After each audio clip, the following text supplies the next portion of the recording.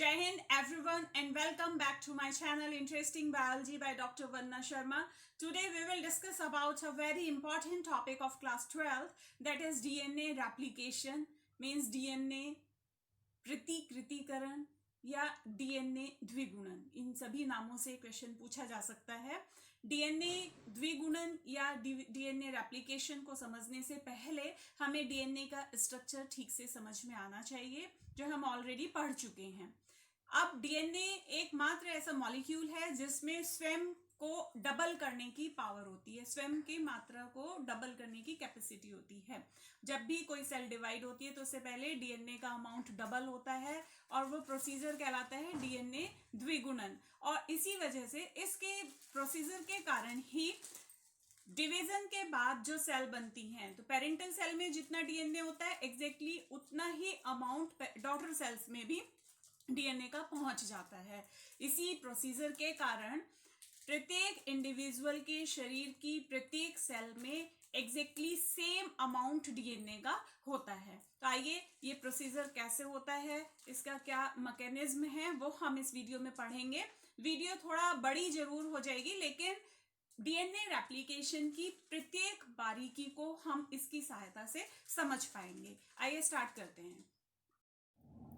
DNA replication अगर हम book से पढ़ते हैं तो थोड़ा समझने में डिफ़िकल्टी होती है.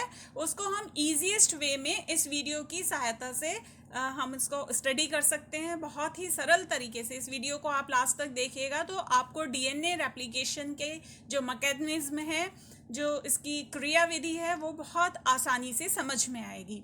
डीएनए रेप्लिकेशन को, इसकी क्रिया को समझने से पहले हम इसकी एक सिंपलेस्ट डेफिनेशन, अगर हम इसे डिफाइन करना चाहें तो कैसे डिफाइन कर सकते हैं, वो हमें जानकारी में होनी चाहिए. बहुत ही आसान इसकी एक डेफिनेशन है. डीएनए से डीएनए के बनने की क्रिया को डीएनए रेप्लिकेशन कहते हैं.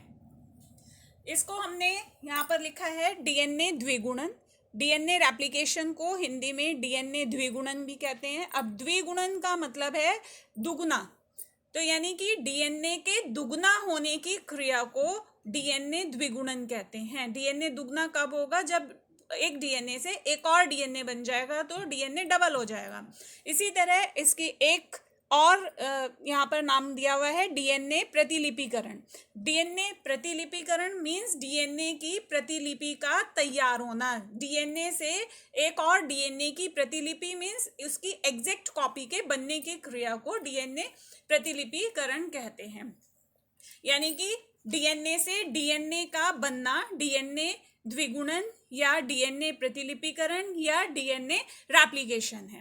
अब ये प्रोसीजर, ये इसकी जो क्रिया है वो कहाँ होती है और कब होती है, ये एक बहुत इंपॉर्टेंट क्वेश्चन होता है, वो हमें पता होना चाहिए. सबसे पहले टाइम एंड प्लेस, यानी समय और स्थान. जो अगर हम प्लेस की बात करते हैं तो डीएनए की जो प्रक्रिया है वो हम सब जानते हैं, डीएनए न्यूक्लियस के अंदर होता है. तो ये प्रक्रिया न्यूक्लियस में यानी कि केंद्रक में होती है. और कब होती है? दो सेल डिवीजन के बीच की अवस्था को इंटरफेज कहते हैं. इंटरफेज यानी सेल डिवीजन स्टार्ट होने से पहले जो अवस्था होती है वो इंटरफेज है. इंटरफेज हमने सेल साइकिल में पढ़ा है. और सेल साइकिल या सेल डिवीजन जब होता है उससे पहले इंटरफेज की एस फेज आती है. उस एस फेज में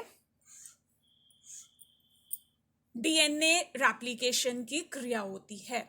ये दो इम्पॉर्टेंट क्वेश्चन यहाँ पर बनते हैं, बहुत इम्पॉर्टेंट क्वेश्चन हो सकता है. डीएनए रेप्लिकेशन कहाँ होता है? Answer is in nucleus. DNA replication कब होता है? सेल साइकिल के इंटरफेज जो सब स्टेज होती है उसके एस फेज में, एस अवस्था में डीएनए रेप्लिकेशन या डीएनए द्विगुणन की क्रिया होती है.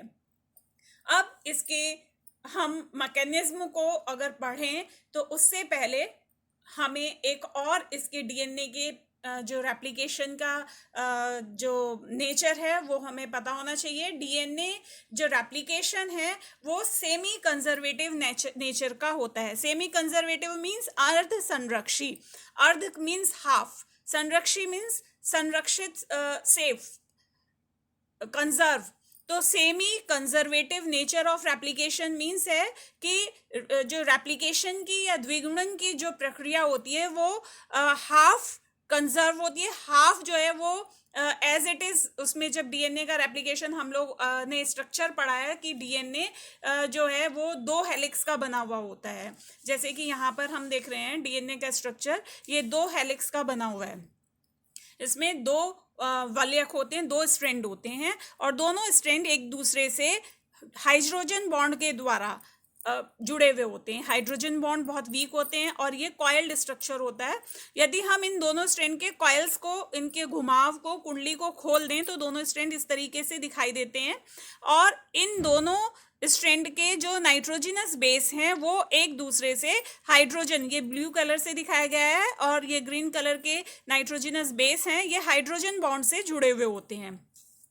अब जो सेमी कंजर्वेटिव नेचर की हम बात कर रहे हैं, उसका मतलब क्या है कि जब डीएनए रेप्लिकेशन होता है तो डीएनए के दोनों स्ट्रैंड एक दूसरे से अलग हो जाते हैं, और अलग होने पर इनके सामने एक और नया स्ट्रैंड बनता है। जैसे एक स्ट्रैंड, ये वाला स्ट्रैंड इधर आ गया, ये वाला स्ट्रैंड इधर आ गया, और इनके साथ जो ये नाइट्रोजनस बेस जुड़े हुए हैं, ये एक पूरा का पूरा स्ट्रैंड, ये वाला स्ट्रैंड भी और ये वाला स्ट्रैंड भी, ये एक टेम्पलेट स्ट्रैंड की तरह कार्य करता है, एक प्लेटफॉर्म की तरह कार्य करता है, और खुले हुए जो ये नाइट्रोजनस बेस इनके किनारे खुले हुए हैं, वहां पर एक और नया स्ट्रैंड आकर बनता है। उसको कैसे बनता है? जैसा हमने पढ़ा कि ये क्रिया न्यूक्लियस में होती है। न्यूक्लियस में बहुत सारे न्यूक्लियोटाइड्स फ्री स्टेज में, मुक्त अवस्था में उपस्थित होते हैं, वो सक्रिय होकर इन खुली हुई जगह पर आकर जुड़ जाते हैं। जैसे ए के अपोजिट कौन सा न्यूक्लियोटाइड जुड़ सकता है? टी। टी के अपोजिट ए, हम स्ट्रक्चर में पढ़ चुके, ए हमेशा टी से जुड़ता है, सी हमेशा जी से जुड़ता है, और जी सी से, इसी तरह टी ए से। तो ये ऐसे न्यूक्लियोटाइड्स यहाँ पर खाली जगह मिलते ही आकर व्यवस्थित हो जाते हैं और परस्पर एक दूसरे से फॉस्फोडाइएस्टर बॉन्ड के द्वारा जुड़ जाते हैं। इस तरह एक नई श्रृंखला इसके सामने बन जाती है, और ये श्रृंखला हाइड्रोजन बॉन्ड के द्वारा फिर से इनसे जुड़ जाती है। ए और टी के बीच में डबल हाइड्रोजन बॉन्ड होता है, सी और जी के बीच में ट्रिपल हाइड्रोजन बॉन्ड। इस तरीके से एक नया डीएनए यहाँ पर बन गया। ठीक इसी तरह एक टेम्पलेट स्ट्रैंड यहाँ पर भी है, और इसके न्यूक्लियोटाइड्स भी फ्री ओपन है, तो इनके साथ भी एक नए न्यूक्लियोटाइड्स आकर श्रृंखला का निर्माण करते हैं, और टी के साथ ए के साथ टी, जी के साथ सी, और सी के साथ जी, इस तरह से ये स्ट्रैंड बनकर डबल हाइड्रोजन बॉन्ड के द्वारा ये परस्पर ए और टी और सी और जी ट्रिपल हाइड्रोजन बॉन्ड के द्वारा जुड़कर एक और डीएनए बना लेता है। इस तरह हम देखते हैं कि यहाँ पर एक डीएनए था, उससे 2 नए डीएनए बने, जिनमें से नए बनने वाले जो डीएनए हैं, ये डॉटर डीएनए, ये पेरेंटल डीएनए है।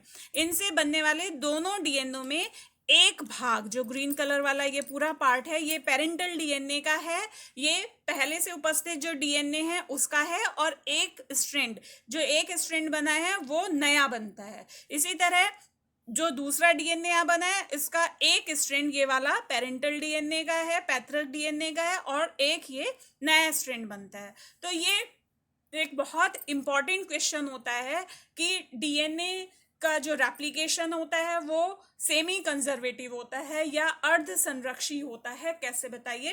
तो यहाँ पर हम इस डायग्राम के द्वारा इसे समझ सकते हैं कि एक डीएनए से बनने वाले दोनों डीएनए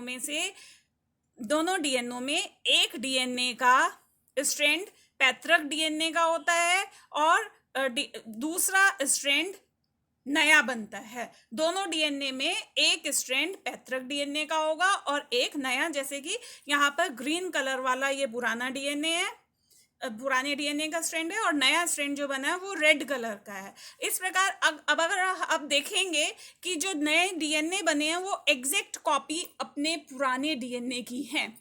यहाँ पर हम देख रहे हैं A डबल बॉन्ड T, यहाँ भी A डबल बॉन्ड T दोनों में है, टी डबल बॉन्ड ए यहाँ दोनों में है। इसी तरह सी ट्रिपल बॉन्ड जी और जी ट्रिपल बॉन्ड सी, ये दोनों सेम टू सेम, ये दोनों डीएनए अपने पेरेंटल डीएनए से मैच करते हैं।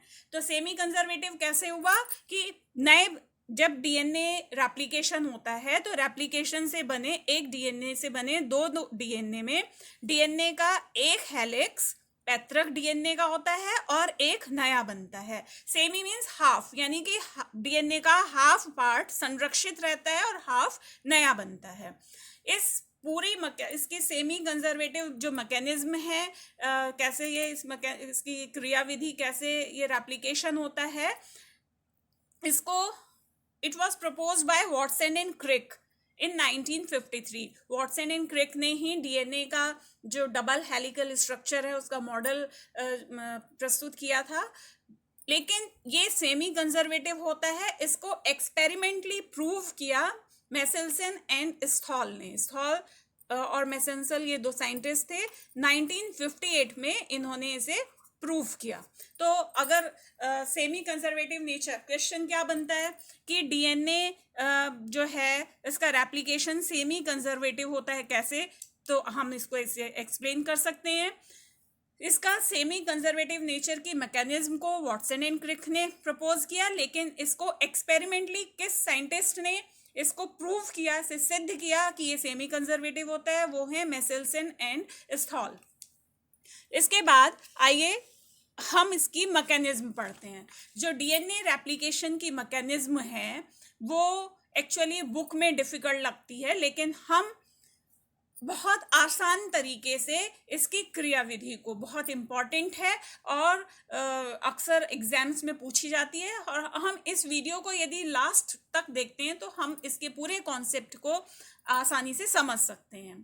तो जब इसकी क्रियाविधि के बारे में जाने हम, इसका जो मैकेनिज्म है, इसकी क्रियाविधि है, उसका फर्स्ट स्टेप होता है एक्टिवेशन ऑफ डीऑक्सीराइबोन्यूक्लियोटाइड्स। हम ऑलरेडी डीएनए का स्ट्रक्चर पढ़ चुके हैं और हमने पढ़ा है कि जो डीएनए की जो एक दो चेन का बना हुआ होता है जिन्हें पॉलीन्यूक्लियोटाइड चेन्स कहते हैं, और ये चेन्स जिन न्यूक्लियोटाइड से बनती हैं वो डीऑक्सीराइबोन्यूक्लियोटाइड्स कहलाते हैं। ये इसके मोनोमर्स होते हैं डीऑक्सीराइबोन्यूक्लियोटाइड्स, जो एक चेन के रूप में एक दूसरे से जुड़कर पॉलीमर एक पॉलीन्यूक्लियोटाइड चेन बनाते हैं। ये हम डीएनए के स्ट्रक्चर में पढ़ चुके हैं। तो जो डीएनए के जो न्यूक्लियोप्लाज्म में, क्योंकि ये प्रक्रिया होती है, न्यूक्लियोप्लाज्म में बहुत सारे डीऑक्सीराइबोन्यूक्लियोटाइड जो होते हैं वो इनएक्टिव स्टेज में होते हैं, वो इनएक्टिव रहते हैं, निष्क्रिय रहते हैं।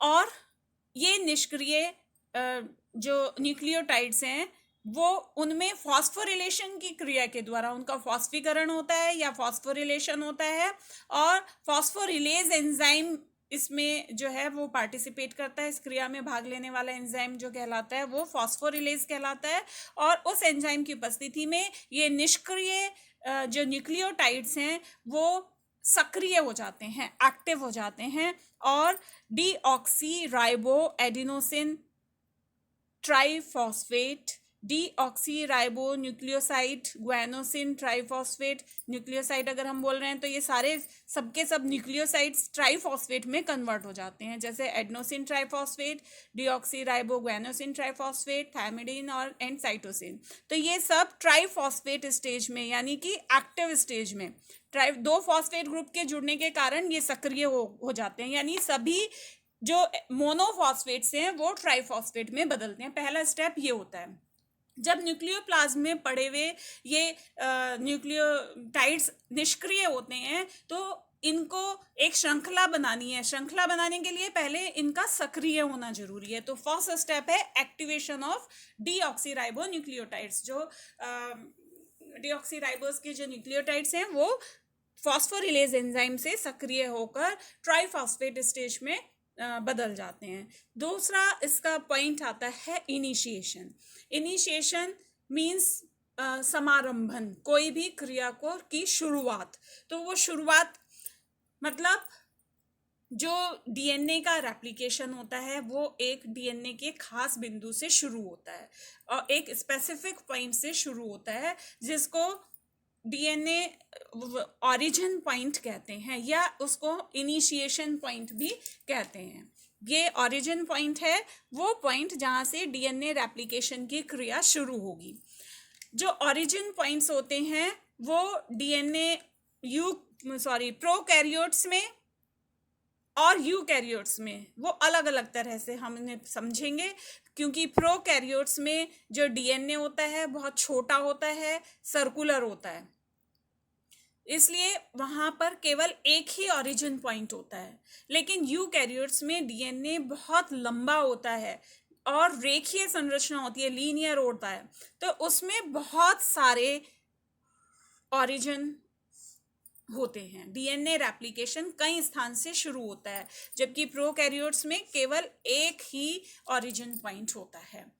ये हमें डिफरेंस याद रखना है। जैसे इसको हम कैसे समझ सकते हैं, आइए इस डायग्राम से समझें, ज़्यादा अच्छा समझ में आएगा।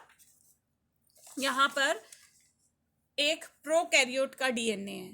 प्रोकैरियोट्स में जैसा हमने पढ़ा कि इसमें सर्कुलर डीएनए होता है, और ये सर्कुलर डीएनए इसमें केवल एक ही जगह पर ओरिजिन पॉइंट होता है, और इस ओरिजिन पॉइंट से डीएनए के दोनों हेलिक्स, जैसे कि अभी हमने शुरू में पढ़ा था, दोनों हेलिक्स एक दूसरे से अलग होते हैं, और वहाँ से इस डायरेक्शन में भी और इस डायरेक्शन में भी नया हेलिक्स बनना शुरू हो जाता है इन दोनों हेलिक्स के साथ साथ। तो लेकिन जो प्रोकैरियोट्स यूकैरियोट्स का जो डीएनए होता है, यूकैरियोट्स में डीएनए हमने पढ़ा बहुत लंबा, लीनियर, रेखीय होता है। अब इतने लंबे डीएनए को रेप्लिकेट करने में, डबल होने में बहुत समय लगता है।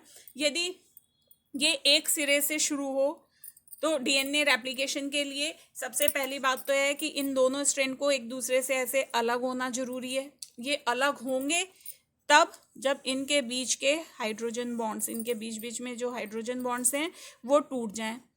ये हाइड्रोजन बॉन्ड्स टूटेंगे तो दोनों स्ट्रैंड अलग हो जाएंगे। लेकिन ये दोनों स्ट्रैंड के बीच के हाइड्रोजन बॉन्ड्स हम जानते हैं क्योंकि बहुत वीक बॉन्ड होते हैं, अगर ये अलग टूट जाते हैं तो इतने लंबे एरिया में ये फिर से वापस आकर जुड़ जाते हैं। वो एक साथ दोनों स्ट्रैंड पूरे इतनी लंबाई में, जितना लंबा डीएनए होता है उतनी लंबाई में ये बिल्कुल खुले हुए नहीं हो सकते हैं, और इनका एक दूसरे से सेपरेट होना बहुत ज़रूरी है रेप्लिकेशन के लिए।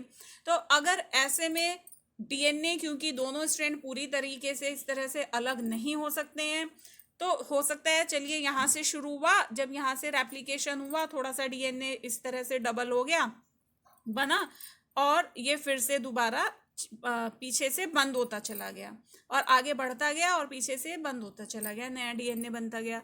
लेकिन यहाँ से इस सिरे से इसके भाग के अलग होकर और फिर से दोबारा पीछे से जुड़ता जाए, नया बनता चला जाए, यहाँ से चलते चलते इसको इस किनारे तक पहुँचने में बहुत अधिक समय लगता है।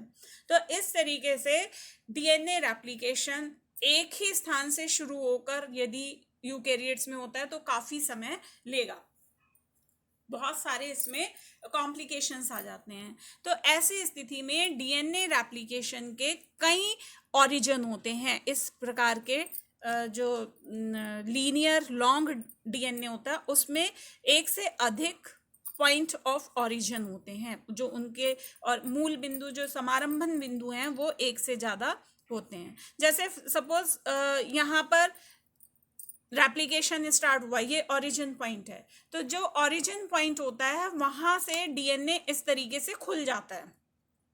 जब डीएनए खुलता है, खुलने के लिए क्या आवश्यक होगा, जहाँ ओरिजिन पॉइंट है वहाँ पर दोनों हेलिक्स के बीच में जो हाइड्रोजन बॉन्ड है वो टूट जाएंगे, और हाइड्रोजन बॉन्ड टूटने पर ये अलग अलग हो जाएगा। तो इस तरीके से एक स्ट्रक्चर बन जाता है जिसे रेप्लिकेशन बबल कहते हैं। ये बबल जितने ओरिजिन होंगे उतनी जगह पर ये बन जाएगा। यहाँ पर हमने एक छोटा सा पार्ट ले लिया, सभी ओरिजिन को नहीं दिखा सकते। एक ओरिजिन मान लीजिए यहाँ है, यहाँ पर ये डीएनए इस तरीके से रस्सी की तरह से खुला और ये बन गया। सपोज ये डीएनए डबल हेलिकल स्ट्रक्चर है यहाँ पर, और इसमें बीच में एक पॉइंट ऑफ ओरिजिन ये है, ये यहाँ पर ऐसे खुल गया इस तरीके से। इसी तरीके से एक और अगर इसका हम वो पॉइंट बनाएं तो वो यहाँ पर ऐसे खुल गया। तो इस तरह ये जो डीएनए के दो पार्ट, दोनों हेलिक्स अलग हुए हैं, इनके बीच के हाइड्रोजन बॉन्ड्स यानी कि टूट गए हैं और इस तरीके का स्ट्रक्चर बनता है जिसे रेप्लिकेशन बबल कहते हैं। जितने ओरिजिन होंगे उतने ये बबल बनेंगे लंबे स्ट्रक्चर में। अब यहाँ पर रेप्लिकेशन जब स्टार्ट होता है तो इसके मध्य बिंदु से शुरू होता है। ओरिजिन जो मिडिल पॉइंट है इस बबल का, वहां से शुरू होता है और जो इसका चौड़ा भाग है उससे जहां पर ये परस्पर कुंडलित है उस दिशा में होता है, यानी कि यहाँ से इस डायरेक्शन में रेप्लिकेशन स्टार्ट होगा, ऐसे यहाँ पर डीएनए बनना शुरू होगा इस डायरेक्शन में, इसी तरह यहाँ पर ऐसे डीएनए बनना शुरू होगा इस डायरेक्शन में। अब इस साइड में क्या होगा, यहाँ से चौड़ा भाग ये वाला है तो इसमें संकरे भाग जहां पर कुंडलित है उस दिशा में होगा, तो यानी कि जो नया स्ट्रैंड बनेगा वो इस डायरेक्शन में बनेगा इस तरीके से। सिमिलरली इसी रेप्लिकेशन बबल में यहाँ से भी ऐसे स्ट्रैंड बनेगा और ऐसे। जब इस डायरेक्शन से ये रेप्लिकेशन होना शुरू हो रहा है तो ये स्ट्रैंड ऐसे खुलता चला जाएगा और इस तरफ से भी ये स्ट्रैंड ऐसे खुलता चला जाएगा, तो स्ट्रक्चर कैसा बन जाएगा, इस तरीके का। और ये जो भाग है ये पूरा स्ट्रक्चर इस तरीके से नया यहाँ पर बन जाएगा ऐसे। एक डीएनए हो गया, एक ये। इसी तरह जो और इसके आगे बबल होगा वो भी इससे मिल जाएगा। इस तरह ये दो डीएनए एक दूसरे से अलग होंगे जिसमें से एक स्ट्रैंड पुराने डीएनए का होगा और एक स्ट्रैंड नए डीएनए का होगा इस तरीके से। अगर हम इसके केवल इतने पार्ट की बात करते हैं, इसको हम यहाँ से ढक लेते हैं, एक साइड में केवल इतना पार्ट है, ये वाला पार्ट, इसको छोड़ें तो हाफ एक पोर्शन को अगर हम देखें तो इस तरीके का स्ट्रक्चर दिखाई देता है। ये स्ट्रक्चर यानी कि इसके आधा हमने इधर से हटा दिया, इधर का भी सेम ऐसा ही पार्ट रेप्लिकेशन बबल जो है वो हाफ बबल को दिखाया है। तो इस पूरी संरचना को रेप्लिकेशन फॉर्क कहते हैं। इस फॉर्क की सहायता से ही हम रेप्लिकेशन की पूरी मैकेनिज्म को आगे बढ़ेंगे। इस प्रकार डीएनए क्योंकि बहुत लंबा स्ट्रक्चर है, हमारा टॉपिक था यहाँ पर इनिशिएशन। इनिशिएशन मतलब इसका समारंभन। प्रोकैरियोट्स में समारंभन केवल एक ही बिंदु से होता है क्योंकि उसका डीएनए बहुत ही छोटा और सर्कुलर होता है, लेकिन यूकैरियोट्स में बहुत लंबा और रेखीय डीएनए होने के कारण समारंभन बिंदु एक से अधिक बहुत सारे होते हैं संख्या में। इसमें हमें केवल इस पॉइंट में इतना लिखना है, कैसे होते हैं उसको हमने यहाँ पर समझने के लिए इस डायग्राम का उपयोग किया। एक जिस स्थान पर समारंभन बिंदु होता है वहां पर रेप्लिकेशन बबल बनता है और चौड़े भाग से उसके बबल के मध्य से रेप्लिकेशन शुरू होता है और उसके मध्य से जो कुंडलित भाग है उस दिशा में रेप्लिकेशन स्टार्ट होता है। इसी तरह यहाँ पर ये, और इस तरह ये हमने समझने के लिए डायग्राम्स को यूज किया। लिखने के लिए केवल इस पॉइंट में क्या होगा, सबसे पहले डीऑक्सीराइबोन्यूक्लियोटाइड्स इनएक्टिव थे, वो सक्रिय होते हैं। सक्रिय क्यों होंगे, ताकि अब ये क्योंकि ये जो श्रृंखला नई बन रही है, नया स्ट्रैंड बन रहा है, इसके साथ यहाँ पर ये सक्रिय होंगे, तभी तो ये न्यूक्लियोटाइड्स, जब ये सक्रिय होंगे न्यूक्लियोटाइड्स तभी तो इस नए भाग में आके जुड़ेंगे और इनसे नई श्रृंखला बनेगी ये वाली। तो इसलिए पहले ये सक्रिय हुए। फिर दूसरा पॉइंट था इनिशिएशन। इनिशिएशन में केवल इतना लिखना है, प्रोकैरियोट्स में स्मॉल डीएनए होता है, सर्कुलर होता है, इसलिए केवल एक पॉइंट ऑफ ओरिजिन या इनिशिएशन का पॉइंट एक ही होता है। यूकैरियोट्स में लंबे और लीनियर डीएनए होने के कारण बहुत सारे ओरिजिन पॉइंट्स होते हैं। और उसके बाद नेक्स्ट पार्ट आता है अनजिपिंग और अनवाइंडिंग या अनकॉइलिंग या अकुंडलन। इसको हम हिंदी में कह सकते हैं अकुंडलन। इसके लिए, इस प्रक्रिया के लिए आगे अब 3 खास चीजों की जरूरत होती है और वो सबसे पहले है हेलिकेज। जो अनजिपिंग होती है वो स्टार्ट होती है ओरिजिन साइट से। ओरिजिन साइट हम पीछे पढ़ चुके, जैसे फॉर एग्जांपल यहाँ पर हम फिर से एक डायग्राम से इसे समझते हैं। वही पीछे वाला डायग्राम है। यहाँ पर ये डीएनए का कुंडलन हुआ, एक ही कलर यूज कर लेते हैं, और यहां रेप्लिकेशन बबल था। ये कब बनेगा, जब हेलिकेज एंजाइम इनके बीच के यहाँ पर क्योंकि डीएनए के दोनों हेलिक्स तो हाइड्रोजन बॉन्ड से जुड़े हुए हैं ना, तो जब इनके बीच के हाइड्रोजन बॉन्ड टूट जाएंगे, ये बॉन्ड टूटेंगे तो दोनों स्ट्रैंड एक दूसरे से अलग हो जाएंगे। पहले ये परस्पर ऐसे जुड़े हुए थे, इस तरीके से एक दूसरे से जुड़े हुए थे, ये वाला रीजन मैं ले रही हूँ, लेकिन जब ये बॉन्ड टूटेंगे तो ये एक दूसरे से दूर हो जाते हैं। इस बॉन्ड को, इन हाइड्रोजन बॉन्ड को, दोनों हेलिक्स यानी दोनों स्ट्रैंड के बीच के हाइड्रोजन बॉन्ड को तोड़ने के लिए हेलिकेज एंजाइम की आवश्यकता होती है। ये हेलिकेज एंजाइम दोनों स्ट्रैंड के बीच के हाइड्रोजन बॉन्ड को तोड़ता है। तोड़ने पर ये रेप्लिकेशन बबल बन जाएगा। अब उसके बाद ये बबल बन गया, उसके बाद क्योंकि हाइड्रोजन बॉन्ड बहुत वीक बॉन्ड होते हैं तो ये टूटकर अलग हुए, लेकिन इनमें फोर्स ऑफ अट्रैक्शन, एक दूसरे की ओर अट्रैक्ट होने की इनमें बहुत ज़्यादा जो है इनका फोर्स ऑफ अट्रैक्शन बहुत अधिक होता है। तो यदि कोई और इसकी व्यवस्था ना हुई तो ये वापस आके जुड़ जाते हैं। तो इसलिए इनको ये फिर से आकर ना जुड़ें, एक और चीज़ की आवश्यकता होती है, that is single stranded binding proteins, single stranded binding proteins, SSB proteins भी इन्हें हम कहते हैं। ये क्या हैं? ये ऐसे प्रोटीन्स होते हैं जो जब ये हेलिकेज एंजाइम इन दोनों स्ट्रैंड को अलग कर देता है तो ये प्रोटीन्स यहाँ पर आकर जुड़ जाते हैं। सपोज क्लिप की तरह काम करते हैं। इस स्ट्रैंड को खींचकर यहाँ पर एक क्लिप लगा दिया और यहाँ पर एक, इसको खींचकर यहाँ एक क्लिप लगा दिया, इस तरीके से ये एसएसबी प्रोटीन्स कहलाते हैं। तो ये इस तरीके से नेक्स्ट जो यहाँ पर पार्ट बन जाएगा, हम इसको हाफ ही ले लेते हैं रेप्लिकेशन फॉर्क के रूप में ताकि आगे हमें समझ में आए। तो ये स्ट्रैंड कैसे बनेगा? पहले दोनों स्ट्रैंड के बीच के हाइड्रोजन बॉन्ड्स टूट गए, किसकी सहायता से? हेलिकेज एंजाइम की सहायता से। जब ये हाइड्रोजन बॉन्ड्स टूटे तो दोनों स्ट्रैंड एक दूसरे से अलग हो गए। अब ये वापस दोबारा से आके ना जुड़े, इसके लिए इसमें क्या चीज आके जुड़ी? यहाँ पर सिंगल स्ट्रैंडेड एसएसबी प्रोटीन। अब ये स्ट्रैंड के बीच के भाग में यहाँ पर हेलिकेज एंजाइम ही इनके, यहाँ तक तो ये खुल गया, तो अब आगे वाले भाग को, इस स्ट्रैंड को खोलने के लिए, इनके बीच के हाइड्रोजन बॉन्ड को तोड़ने के लिए यहाँ पर ये हेलिकेज एंजाइम आगे काम करेगा। और ये जो भाग बना है ये क्या है? ये है सिंगल स्ट्रैंडेड, या हम शॉर्ट में ले सकते हैं एसएसबी पीज, यानी कि single stranded binding proteins.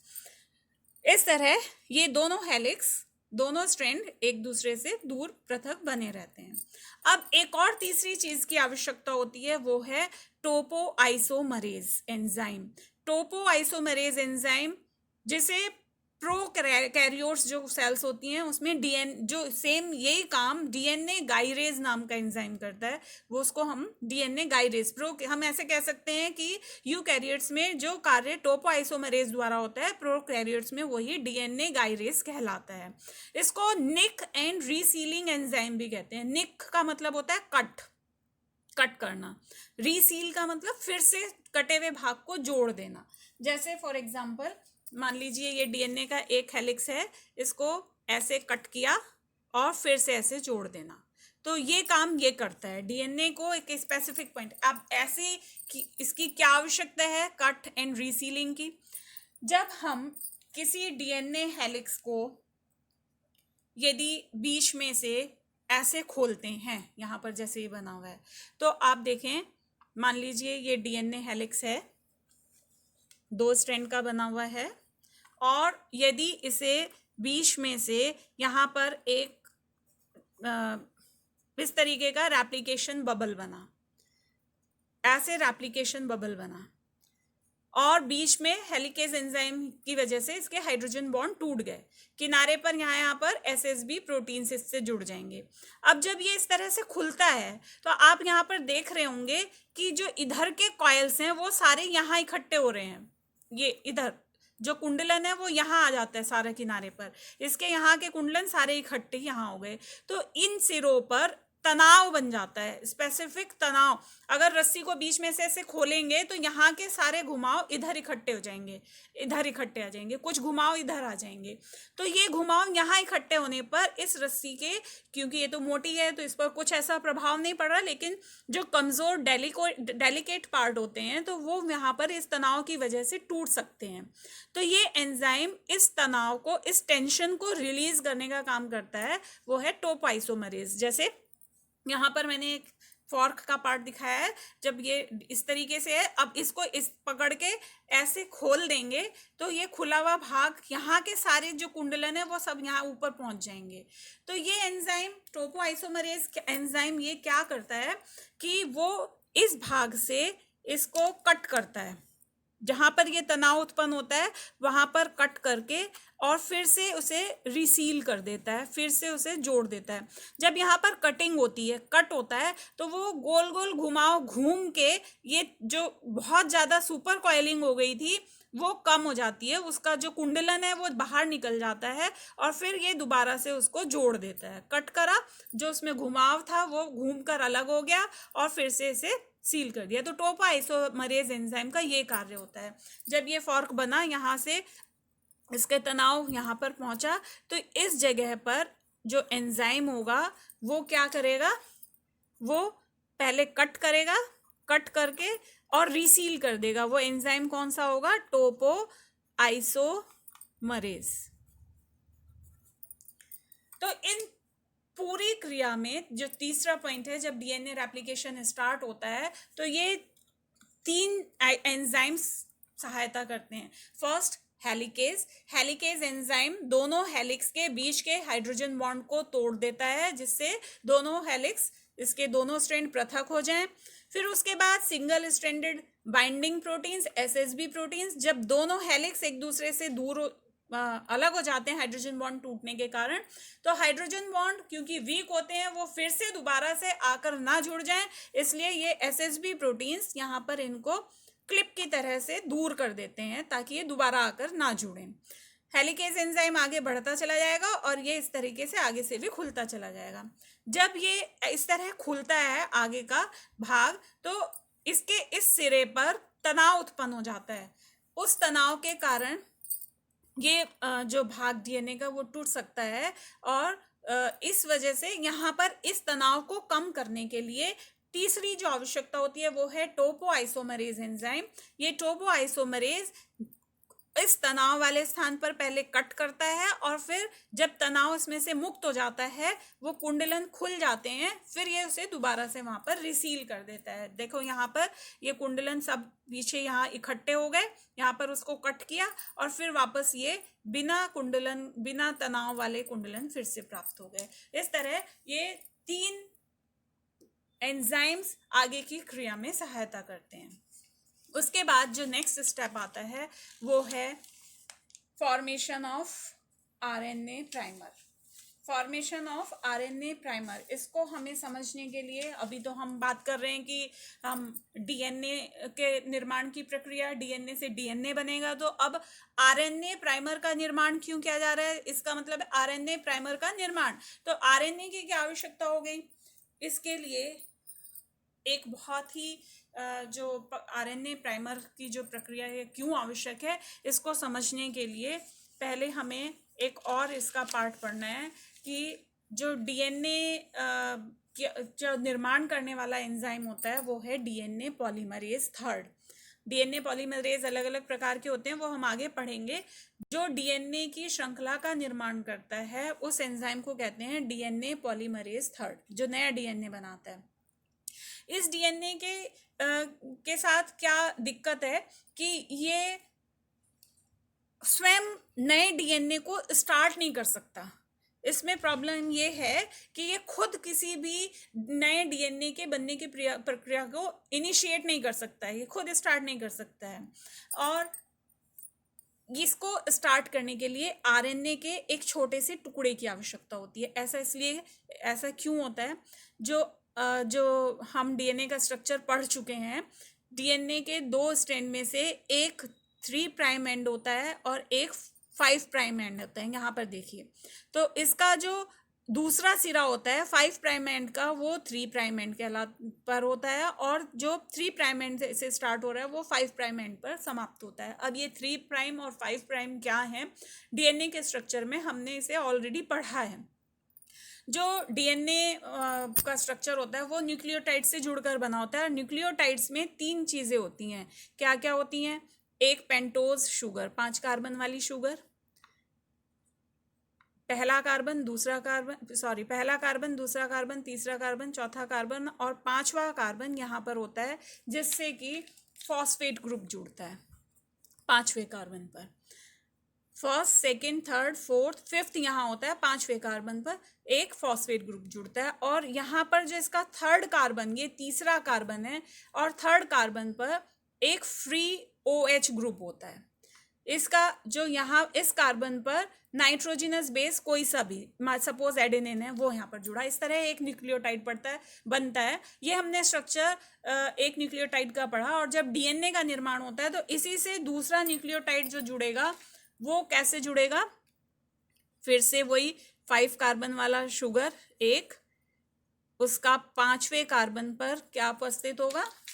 Phosphate group, और तीसरे कार्बन पर free OH group third carbon पर, और फर्स्ट पर दूसरा कोई नाइट्रोजिनस बेस। अब एक न्यूक्लियोटाइड का जो फ्री एंड है 3 वाला, तीसरे कार्बन वाला, उसका OH इसके फॉस्फेट से जुड़ता है, तब ये वाला न्यूक्लियोटाइड इससे जुड़ जाता है। तो यानी कि इस न्यूक्लियोटाइड को जुड़ने के लिए एक फ्री तीसरा कार्बन चाहिए होता है। फ्री तीसरे कार्बन पर OH की आवश्यकता होती है। तो डीएनए पॉलीमरेज को भी इसी तरीके से एक 3 कार्बन वाला फ्री OH चाहिए होता है।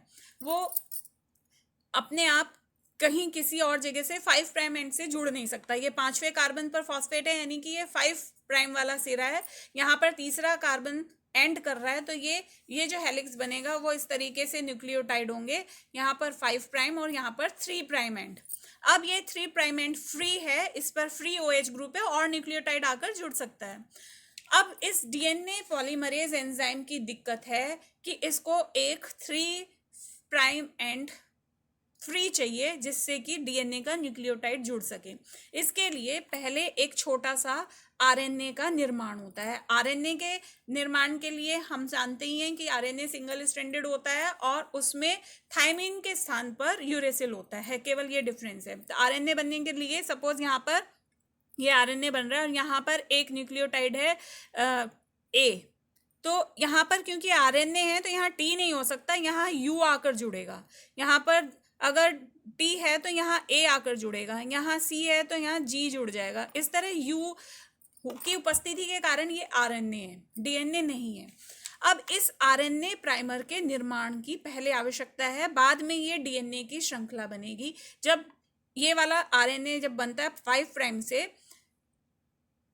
3 प्राइम की ओर इसका निर्माण होता है, और 3 फ्री एंड मिलते ही यहाँ इसके आगे जो डीएनए के न्यूक्लियोटाइड्स हैं वो जुड़ने शुरू हो जाते हैं। तो इसलिए इसमें एक पहला जो स्टेप होता है, डीएनए के न्यूक्लियोटाइड्स से जुड़ने से पहले एक छोटा सा टुकड़ा आरएनए का बनता है, जिसे आरएनए प्राइमर कहते हैं।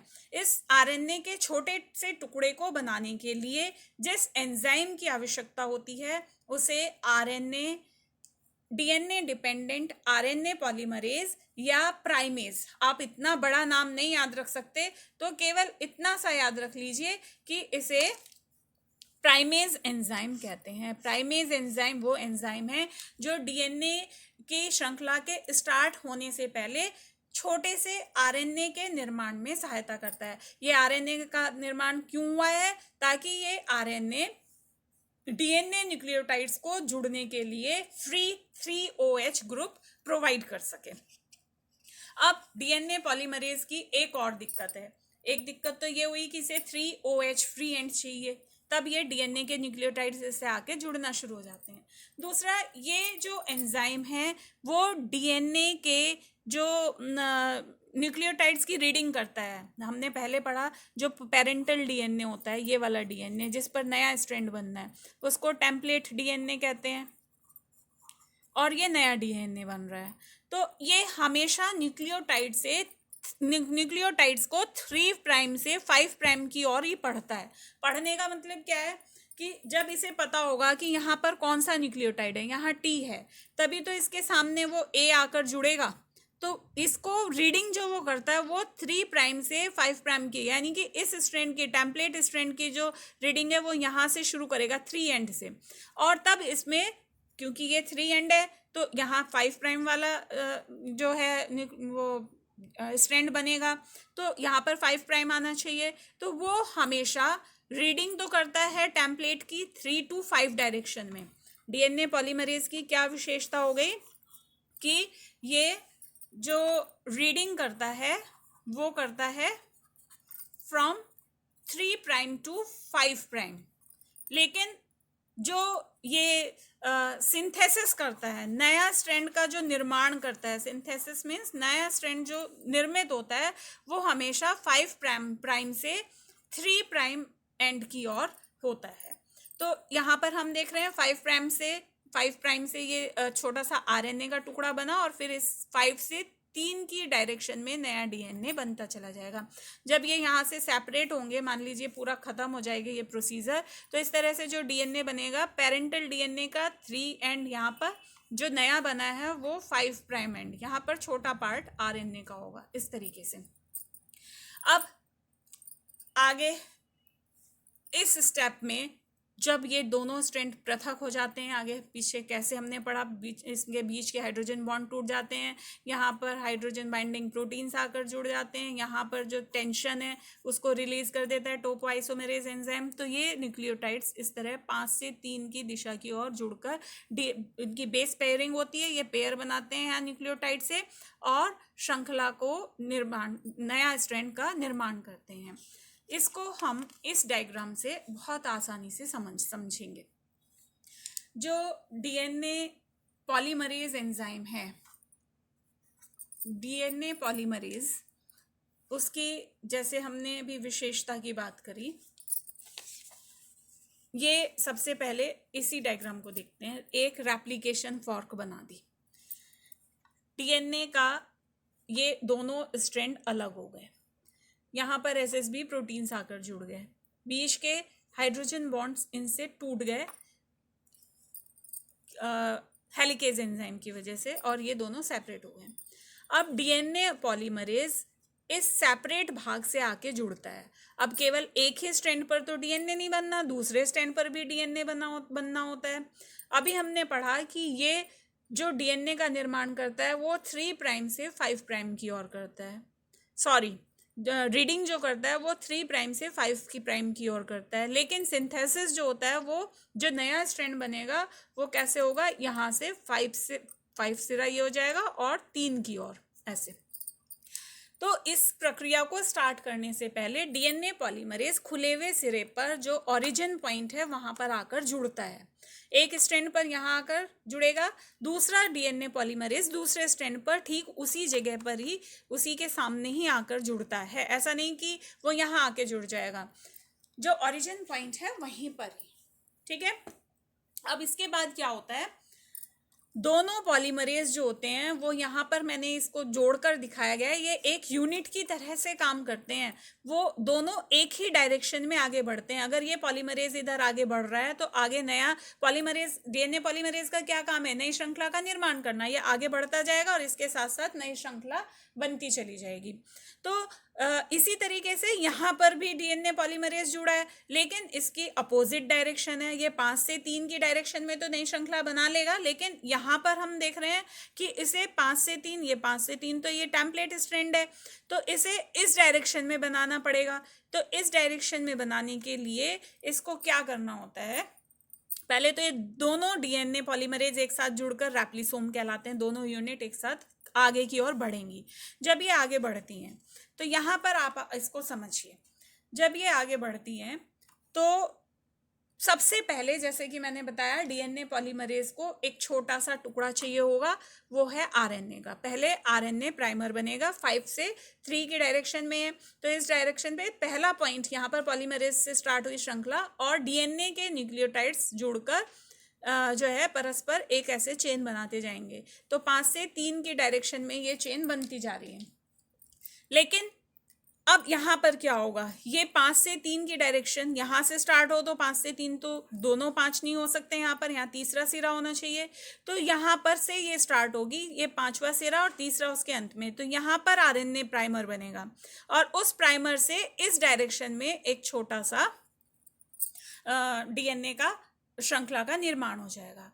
अब आगे क्या होगा, जब आगे बढ़ेंगे तो इतने एरिया में तो ये श्रृंखला बन गई दोनों ओर। अब ये जो रैप्लिसोम है डीएनए पॉलीमरेज की, दोनों यूनिट खिसक कर आगे पहुंचेंगी। आगे पहुंचने पर इतना निर्माण ऊपर हुआ। अब यहाँ तक का निर्माण ऑलरेडी जब ये पीछे था तो यहाँ तक हो चुका था, इसी के आगे ये और कंटिन्यूस चलेगा। लेकिन यहाँ पर ये इस डायरेक्शन से बनना शुरू हुआ था और यहाँ आकर खत्म हो गया था। ये इसका 3 प्राइम है, ये 5 प्राइम है। यहाँ पर ये क्या है, 3 प्राइम है और ये 5 प्राइम है। तो यहाँ पर आकर ये खत्म हो गया था। अब इसको फिर से इस भाग पर जब श्रृंखला बनानी होगी तो फिर से इसे एक और आरएनए प्राइमर का निर्माण करना पड़ेगा। यहाँ पर एक आरएनए प्राइमर होगा, फिर इसके साथ और एक श्रृंखला डीएनए की एक छोटे से टुकड़े के रूप में बनेगी। इसी तरह फिर ये और आगे खिसकेगा और आगे खिसक कर ये वाला तो फिर से इसी दिशा में कंटिन्यूस इसी डायरेक्शन में आगे बढ़ता चला जाएगा। लेकिन जब ये वाला भाग बन गया, अब इसको क्या करना होगा, फिर से एक और यहाँ पर आरएनए प्राइमर बनाएगा, फिर एक टुकड़ा, तभी ये 5 से 3 की डायरेक्शन में से बना पाएगा। अब यहाँ पर फिर इसे जब ये आगे बढ़ा, ये वाली तो डायरेक्शन ऐसे ही आगे बढ़ जाएगी, ये वाला स्ट्रैंड तो ऐसे ही आगे जाएगा। लेकिन यहाँ इसे फिर से यहाँ तक बना था, अब फिर से इसे यहाँ पर आरएनए प्राइमर बनाना पड़ेगा और ये उसके बाद डीएनए का एक छोटा पीस बनेगा। इस प्रकार दोनों स्ट्रैंड पर हम थोड़ा सा डिफरेंस देख रहे हैं, क्योंकि डीएनए पॉलीमरेज डीएनए की नई श्रृंखला का निर्माण 5 प्राइम से 3 प्राइम की ओर ही करता है। तो जो इसका टेम्पलेट स्ट्रैंड जो 3 प्राइम से 5 प्राइम की ओर है, उस पर तो एक कंटिन्यूस श्रृंखला बन जाती है, एक सतत सीधी श्रृंखला के रूप में नया स्ट्रैंड बन जाता है। लेकिन जो डीएनए का टेम्पलेट स्ट्रैंड 5 से 3 की डायरेक्शन में ऐसे बन रहा है, उसमें क्या होगा, उस टेम्पलेट स्ट्रैंड में डीएनए का निर्माण छोटे छोटे टुकड़ों के रूप में होता है। पहले एक इतने पार्ट का डीएनए बना, फिर आरएनए प्राइमर बन के फिर उससे एक छोटा सा और डीएनए बना, फिर डीएनए। तो जो कंटिन्यूसली इस तरीके से बनता है उसको लीडिंग स्ट्रैंड कहते हैं। It is called leading strand. ये बहुत ही इम्पॉर्टेंट एक टॉपिक अभी मैं बताऊंगी। और जो ऐसे छोटे छोटे टुकड़ों में बनता है उसको कहते हैं लैगिंग स्ट्रैंड। और जो ये टुकड़े हैं, ये छोटे छोटे टुकड़े, साइंटिस्ट के नाम पर इनको ओकाजाकी सेगमेंट्स या ओकाजाकी फ्रेगमेंट्स कहते हैं। Okazaki fragments. अब देखने की बात यह है कि अगर डीएनए के दोनों स्ट्रैंड एक दूसरे से अलग हुए तो दोनों स्ट्रैंड टेम्पलेट स्ट्रैंड की तरह कार्य करते हैं। दोनों स्ट्रैंड पर नया स्ट्रैंड का डीएनए बनता है, लेकिन एक स्ट्रैंड जिसमें क्योंकि डीएनए 5 to 3 डायरेक्शन में नया स्ट्रैंड बन रहा है, तो एक स्ट्रैंड हम यहाँ से इसे देख रहे हैं, जो टेम्पलेट स्ट्रैंड 3 to 5 वाला है, उस पर एक कंटिन्यूस लीडिंग स्ट्रैंड का निर्माण होता है। लेकिन जो 5 प्राइम से 3 प्राइम की डायरेक्शन वाला जो टेम्पलेट स्ट्रैंड है, उसमें छोटे छोटे टुकड़ों के रूप में डीएनए का निर्माण होता है, जिसे लैगिंग स्ट्रैंड कहते हैं। ये लैगिंग स्ट्रैंड के द्वारा इस तरीके से जो 2 डीएनए बनेंगे, मैं वर्टिकली यहाँ डायग्राम बनाती हूँ। एक डीएनए पर तो इस तरीके से यहाँ पर स्टार्टिंग में छोटा सा आरएनए प्राइमर और एक कंटिन्यूअस लीडिंग स्ट्रैंड बन गया। लेकिन जो दूसरा यहाँ पर ये 3 प्राइम 5 प्राइम, क्योंकि ये 5 प्राइम से स्टार्ट हुआ था आरएनए प्राइमर, और यहाँ पर 3 प्राइम ऐसे होगा। तो इस तरीके से डीएनए बना। जो लेकिन ये वाला स्ट्रैंड है वो उस पर डीएनए कैसे बना, ये वाला स्ट्रैंड है 5 प्राइम वाला। जब ओरिजिनल ये स्ट्रैंड 3 प्राइम का है तो दूसरा ग्रीन 5 प्राइम का होगा कि नहीं, ये वाला। तो यहाँ पर 3 प्राइम। इससे जो नया स्ट्रैंड बनेगा उसमें क्या हुआ, पहले क्योंकि वो 5 to 3 की डायरेक्शन में बनना है तो पहले एक छोटा सा आरएनए बनेगा, फिर उससे डीएनए,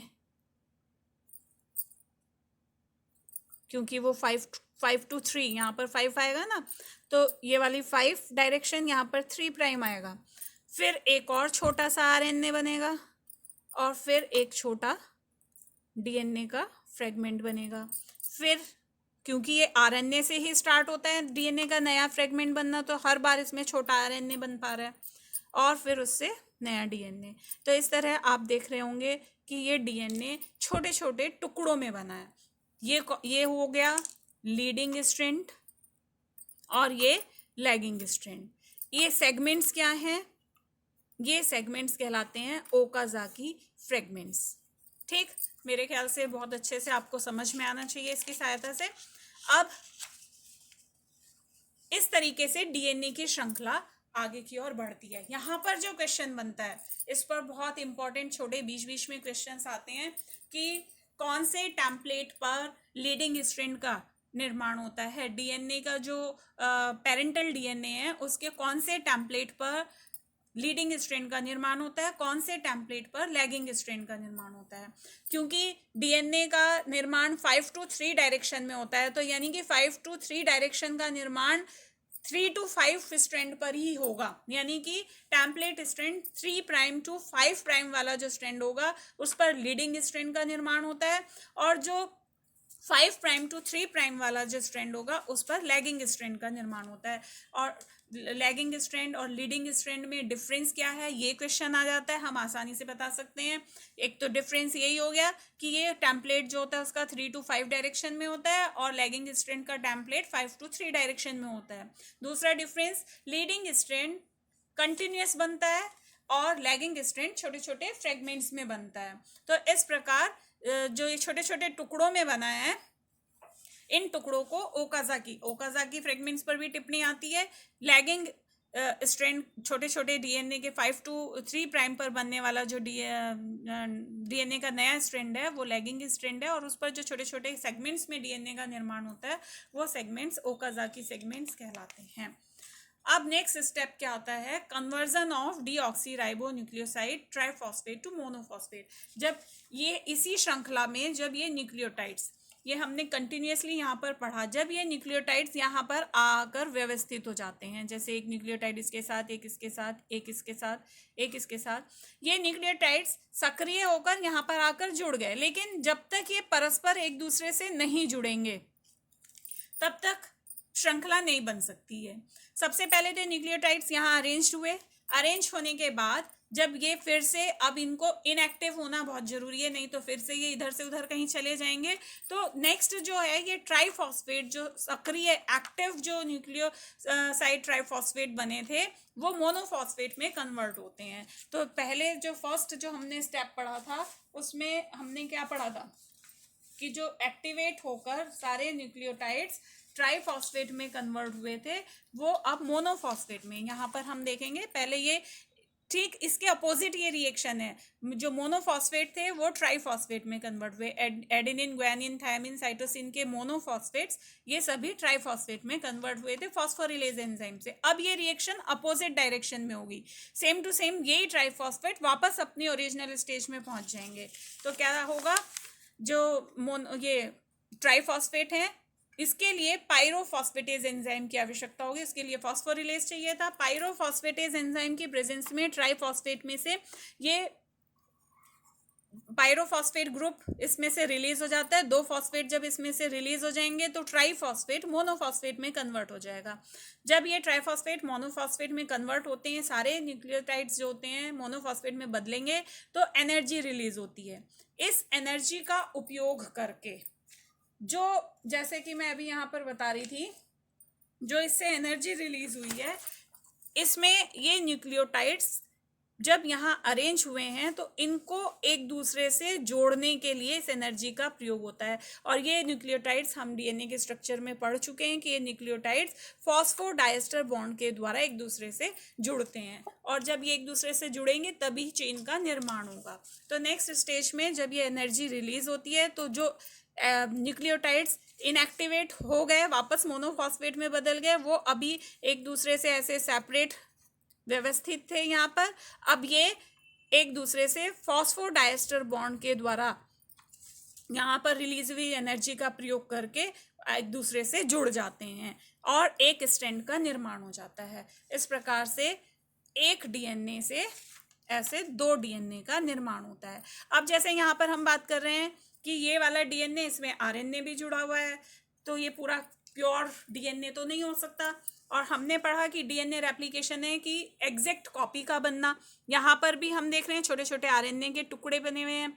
अब ये डीएनए एक दूसरे से, ये टुकड़े में है और खंडों में है, इन सभी खंडों को जोड़ने के लिए लाइगेज एंजाइम इनको आपस में ऐसे जोड़ देता है। लाइगेज एंजाइम की जरूरत होती है और इनके बीच बीच के ये आरएनए को रिमूव करने की भी आवश्यकता होती है। आरएनए को हटाने के लिए पहले हम थोड़ा सा जो ये श्रृंखला का निर्माण हुआ है उसके लिए हम थोड़ा सा एक और बात जानना हमारे लिए ज़रूरी है कि जो डीएनए की श्रृंखला इस तरह से जो बनती है, हमने अभी पढ़ा कि वो डीएनए पॉलीमरेज के द्वारा बनती है।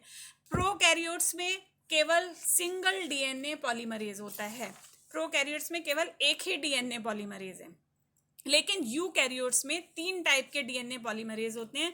फर्स्ट डीएनए पॉलीमरेज जिसको कॉरेनबर्ग ने डिस्कवर किया था, इसलिए इसे कॉरेनबर्ग्स एंजाइम भी कहते हैं।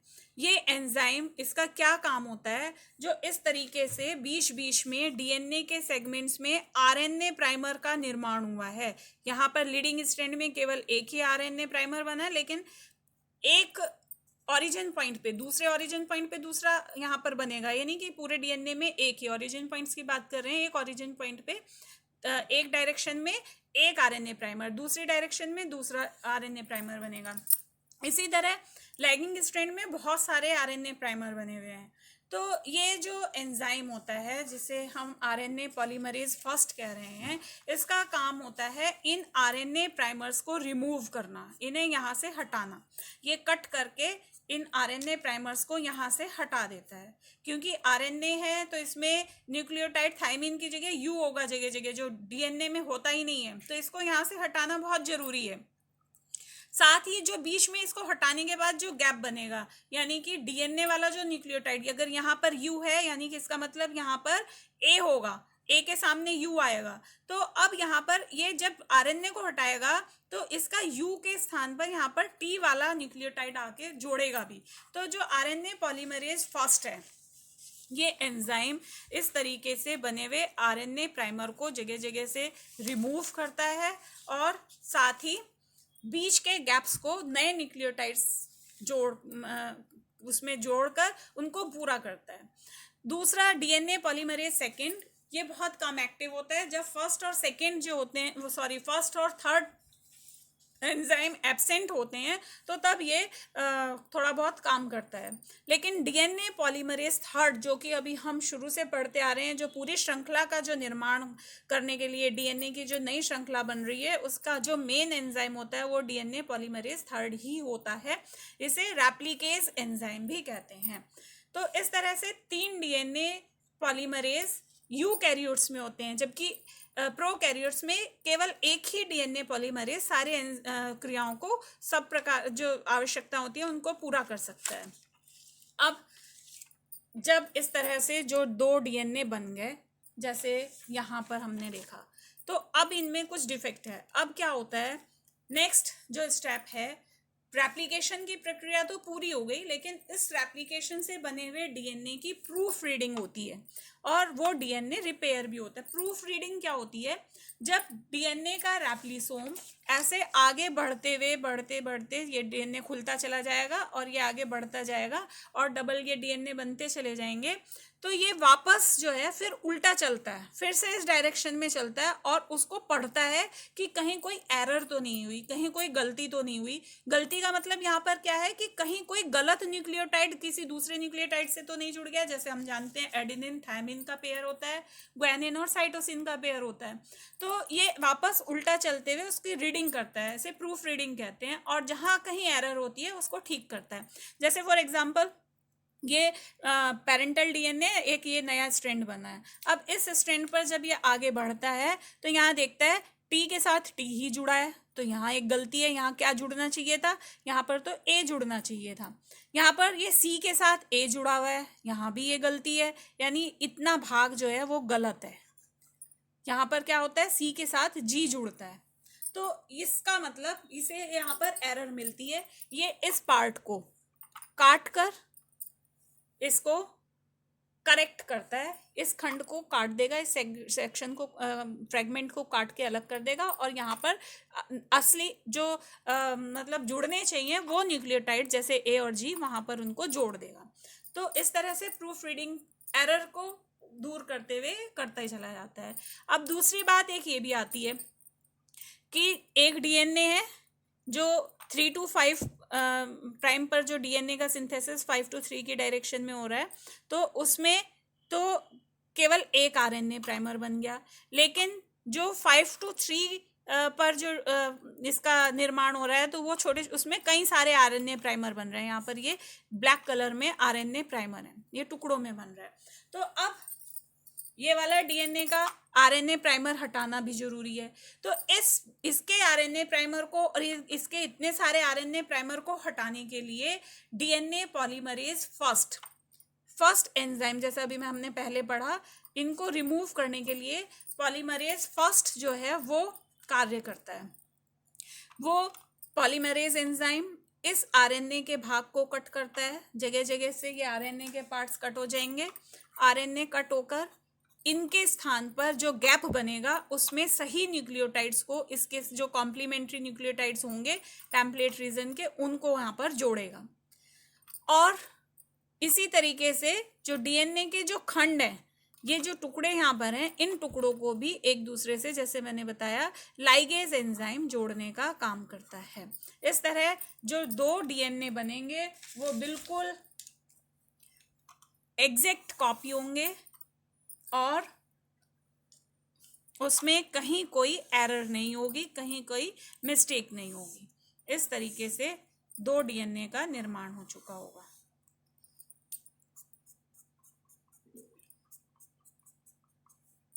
इस प्रकार डीएनए रेप्लिकेशन के जो हमने प्रोसीजर पढ़ा, उसमें सबसे पहला हमारा पॉइंट था एक्टिवेशन ऑफ न्यूक्लियोटाइड्स, डीऑक्सीराइबोन्यूक्लियोटाइड्स। सारे न्यूक्लियोटाइड्स पहले सक्रिय होंगे, सक्रिय होने के बाद फिर अनवाइंडिंग था, अनजिपिंग जिसे अनकॉइलिंग कहा है।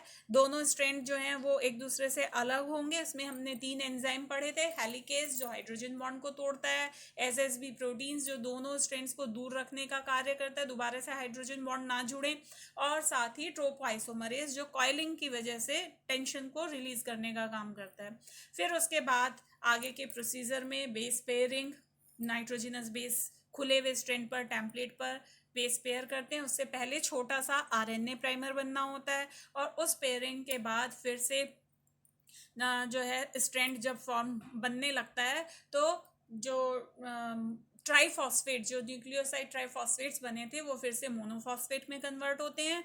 और साथ ही जो मोनोफॉस्फेट में कन्वर्जन होने के साथ साथ जो न्यूक्लियोटाइड्स हैं परस्पर एक दूसरे से फॉस्फोडाइस्टर बॉन्ड के द्वारा जुड़ जाते हैं और ये रेप्लिकेशन का प्रोसीजर कंप्लीट हुआ।